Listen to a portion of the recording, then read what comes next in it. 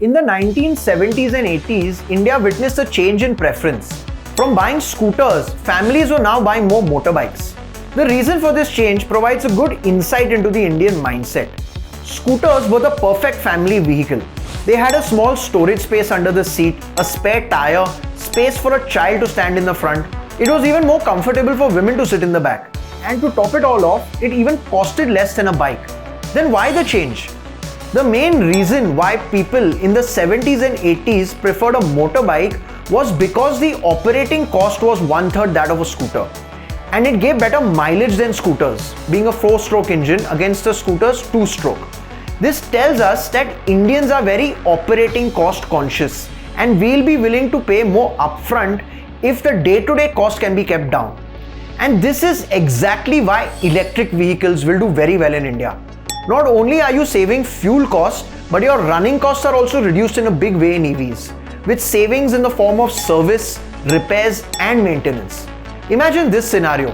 A father gives his son a vehicle on his 18th birthday, which is very common in India. So the upfront cost is borne by the father, but the day-to-day expense of maintaining that vehicle, be it a car or a bike, is probably going to come out from the son's pocket. So now, don't you think the son will push for an EV? Okay, with that in mind, let me tell you about which stocks are set to benefit from the EV revolution. But first, a disclaimer. No company listed on the stock exchange is a pure play EV company. Means every listed EV company caters to conventional petrol diesel vehicles as well. For example, Tata Motors makes internal combustion engine or ICE cars as well as EVs. Bosch makes components for ICE vehicles as well as EVs, and so on. So there are many ways you can play the EV theme in India.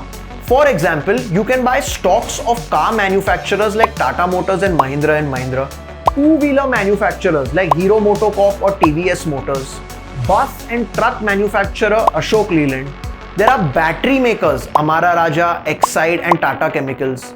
Companies that make components for EVs like Sona BLW, Endurance Tech and Bosch. Companies that make industrial machinery for EVs like Greaves Cotton and Olectra Green Tech. Power generation and charging infrastructure companies like Tata Power and Power Grid Corporation. And even companies that make software for EVs such as Tata Elxsi and KPIT Tech. If you're confused with so many options, maybe you can instead go in for the electric vehicle small case, which is an ETF or a collection of EV stocks in one basket. And this way you have exposure to the entire electric vehicle ecosystem. They have 12 stocks in their portfolio now and rebalance every quarter. Currently, this small case or the entire basket of EV stocks costs around 36,000 rupees. And it moves up or down based on the average and weightage of these stocks. And these selected stocks are expected to do well with increased adoption of EVs. But if you want to know about individual stocks, here you go. From among the four-wheeler space, Mahindra & Mahindra is a better pick over Tata Motors as it's a more stable company with better financials. None of the two-wheeler stocks impress me as much from an EV standpoint as of now. There are better players in the unlisted space from two-wheelers in my opinion. From among the battery makers, Tata Chemicals look well positioned because of its excellent parentage and opportunities in the chemical manufacturing sector and its foray into lithium-ion batteries. Tata Power is another great company for investment. It has an ambitious plan of setting up EV charging stations throughout the country and has reduced debt in a big way as well recently. Olectra Green Tech is another interesting company. It's a small company that manufactures products mainly for electric buses. Both the software makers are very good stocks. KPIT Tech has a very futuristic business model and is into autonomous driving and connected vehicle tech, which are very essential for EVs. And Tata Elxsi, even though it's expected to have a few soft quarters going ahead because of the reduced demand IT companies are facing, you can get it at a reasonable valuation and it will make for an excellent investment for long term. And both companies have very good financials as well. And finally, I think the way to play the EV theme in India is through component manufacturers. Endurance Tech, Bosch and Motherson Sumi are all good investments for the long term.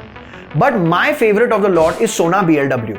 It manufactures various components mostly for EVs but also for conventional ICE vehicles.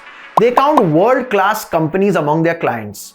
Once you move past its slightly comical name, you'll find that Sona BLW is a great stock to invest in based on two parameters.